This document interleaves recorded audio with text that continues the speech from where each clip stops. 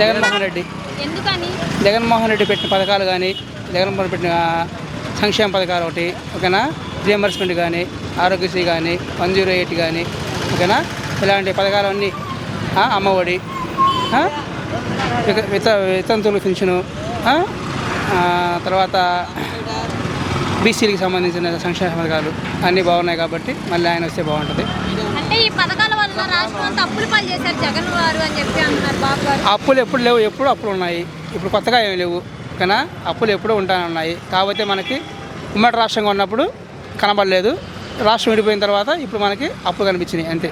అప్పులు కనిపించడం లేదు, సంక్షేమ పథకాలు ఇస్తూ ఉన్నాడు కాబట్టి రోడ్డు బడ్జెట్ ఉంటా ఉంటుంది కంపల్సరీగా. అది బాబు గారు పవన్ కళ్యాణ్ గారు కలిసి రావడం వల్ల జగన్ గారు భయపడుతున్నారని చెప్పంటున్నారు. బాబు గారు పవన్ కళ్యాణ్ గారు ఇద్దరు కలిసి రావడం వల్ల జగన్కి మైలేజ్ పెరిగిద్ది. వాళ్ళిద్దరూ ఉండటం వల్లే మైలేజ్ గ్యారెంటీకి వస్తుంది. జగన్మోహన్ రెడ్డి ఈసారి మళ్ళీ క్లీన్ చిప్ చేస్తాడు, అందులో సందేహం లేదు. అసలు జగన్ గారిది ఒక సైకో రౌడీ పాలన అని చెప్పి పవన్ కళ్యాణ్ గారు అంటున్నారు. ఇప్పుడు అతనికి సినిమాలో డైలాగులు రాయడం ఎవరో రాసిన చదవడం తప్ప అది అతనికి మాట్లాడుతున్న రాదు ఓకేనా.